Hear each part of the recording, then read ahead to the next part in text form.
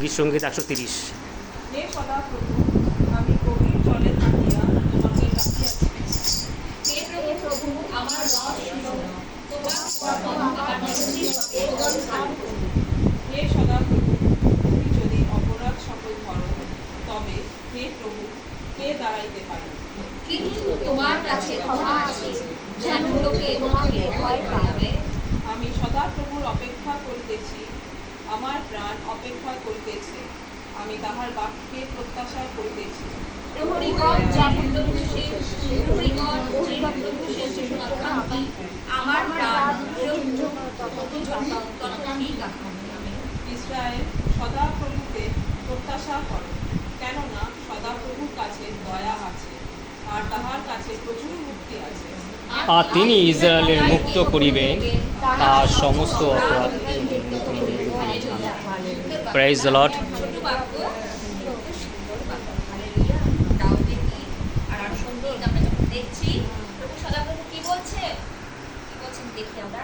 এই সদাপ্রভু, আমি গভীর জলে থাকিয়া তোমাকে ডাকিয়াছি।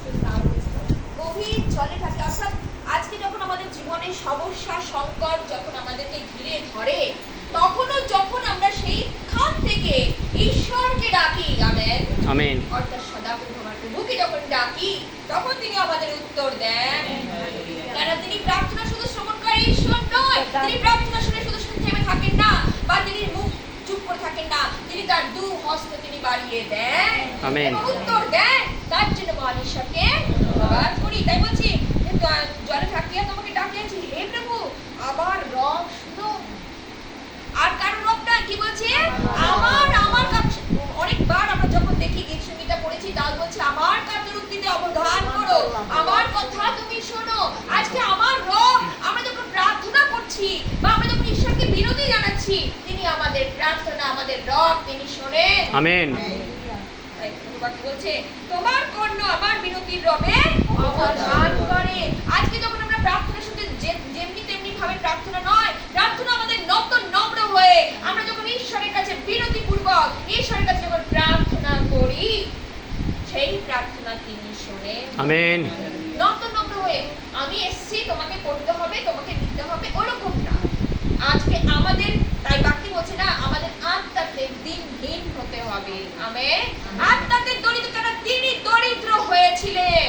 হালেলুয়া। তার জন্য তিনি উচ্চীকৃত হয়েছিলেন।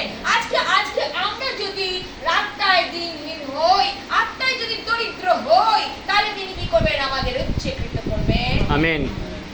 হালেলুয়া। বাক্য কত সুন্দর না? তারপর বাক্য বলছে বিনতির রবে অবধান করুন। হে সদাপ্রভু, তুমি যদি আমার অপরাধ সকল ধরো, তবে হে প্রভু কে দাঁড়াতে পারবে? আজকে যদি তিনি আমাদের সকল অপরাধ তিনি ধরতেন, তাহলে কি আমরা তার সামনে দাঁড়াতে পারতাম? আজকে আমরা তার সামনে দাঁড়াতে পারতাম না। আজকে তিনি কি করেছেন? আজকে ক্রুশে তিনি আমাদের জন্য তিনি বলি হলেন, সকলের পাপ তিনি কি করলেন? তিনি তুলে নিয়েছিলেন। হালেলুয়া। সেদিন তাও বলছে সদাপ্রভুর কথা। আজকে আমার প্রভু অর্থাৎ সেই যীশু খ্রিস্ট, তিনি কি করলেন? মহান প্রভু, মহান রাজাদের রাজা হয়ে তিনি কি করলেন? ক্রুশ কাষ্ঠে তিনি নিজেকে বলি দিলেন। কাদের জন্য? আজকে নগণ্য জঘন্য পাপী মানুষের জন্য। সকলের পাপ তিনি কি করলেন? ক্রুশ কাষ্ঠে বহন করলেন। হালেলুয়া। তাই বলছে অপরাধ সকল যদি আজকে যদি এই সকল অপরাধ তিনি যদি ধরতেন, আজকে কি আমরা ক্ষমা পেতাম? আজকে আমরা যখন ক্রুশের কাছে আসি, ক্রুশের ধ্যান করি, আমেন, তার রক্তের ধ্যান করি, আমেন, আমরা মুক্তি পাই। সেদিন শত্রু, তাই না, বলছে আপনি যদি স্বর্গের রাজ্যে যান, সে দস্যু তার কাছে যখন ক্ষমা চাইছে না, তাকে বলছে প্রভু আপনি যখন যাবেন পরম দেশে, আমার কথা তুমি কি করবে? স্মরণ করো। অর্থাৎ তিনি তখন কি করছে? পাপের ক্ষমা, তার অনুতপ্ত জীবন তখন হচ্ছে। আজকে শেষ পর্যন্ত যারা কি করে সেই ক্ষমা চায়, হালেলুয়া, তিনি ক্ষমা দেন এবং অনন্ত জীবনে তিনি কি করেন? অধিকারী করেন। হালেলুয়া। এমন ঈশ্বর কে আছে? মহান ঈশ্বর, তিনি মহানতায় তিনি তার জন্ম। হালেলুয়া। তিনি জন্মেছিলেন পৃথিবীতে মানুষ বেশে, আজকে তার মহানতায় তিনি উচ্চীকৃত হলেন। আমেন। হালেলুয়া। তাই প্রভুর বাক্য বলছে দেখো, কিন্তু তোমার কাছে ক্ষমা আছে, আর কার কাছে নাই? বিষ্ণু বলেছে আর কার কাছে ক্ষমতা আছে? কোন দেবীর কাছে ক্ষমতা আছে? একমাত্র প্রভুর কাছে ক্ষমা আছে। আজকে যখন আমরা ক্ষমা পাই, প্রাণে আনন্দ পাই। আমেন। আজকে আমরা যদি একে অপরকে যদি ক্ষমা করতে আমরা প্রার্থনা সহযোগিতা করি, একে অপরকে আমাদের ক্ষমা করার প্রয়োজন আছে। বিশ্বাসী বর্গ, আজকে আমরা হয়েছি নামে যেন বিশ্বাসী না হই, মুখে যেন বিশ্বাসী না হই, কর্মে যেন আমরা বিশ্বাসী হতে পারি। হালেলুয়া। একে অপরের কাছে ক্ষমা, একে অপরের শ্রেষ্ঠ জ্ঞান করা, এটাই হচ্ছে আমাদের কর্তব্য। মানে যিশু তাহলে বলতেন, আর যারা নগণ্য জঘন্য তাদের আমি ক্ষমা করব না, যারা নাকি ভালো তারাই আমার কাছে আসবে। এইরকম তিনি বিচার করেননি, বরং বলেছে পাপীদের জন্যই তিনি এসেছেন। হালেলুয়া। আমেন। আজকে পাপীদের ক্ষমা তিনি করেছেন। তাই বলে না পাপকে আমি ঘৃণা করি, পাপীকে নয়। তাই বলছে না পাপীর মরণে আসবে। পাপী যদি মন পরিবর্তন করে সেটাই তার সন্তোষ। হালেলুয়া। পাপী মরে যাক এটা তার বাসনা নয়।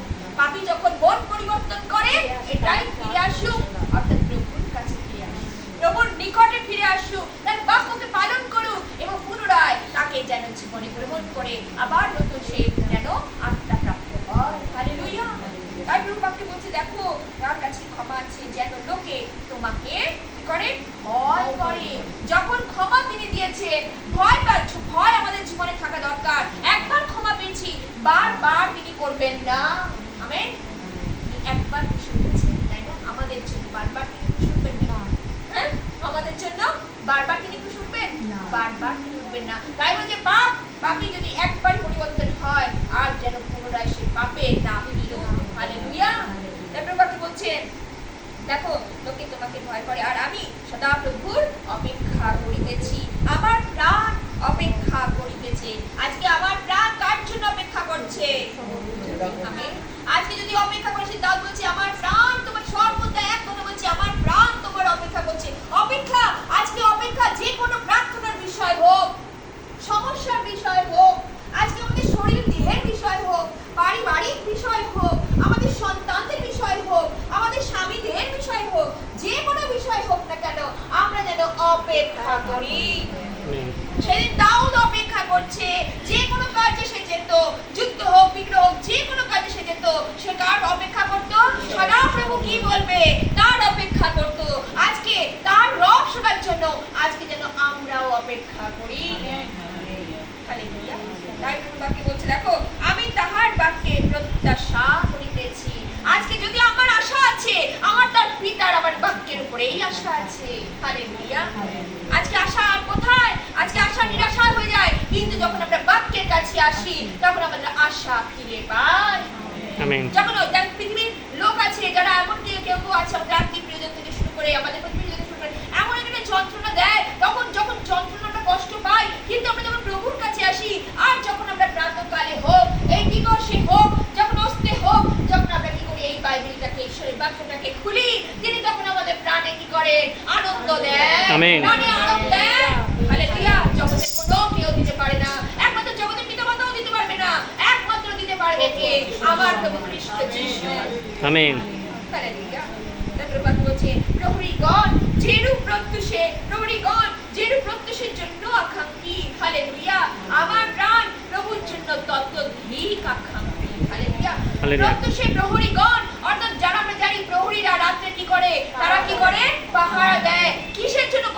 ওই পর্যন্ত যতক্ষণ না সেই সকালটা সে দেখে। আমেন। আজকে আমাদেরকে সেইভাবে কি বলছে, দেখো প্রহরীগণ যেরূপ প্রত্যাশের জন্য আকাঙ্ক্ষা হয়ে থাকে।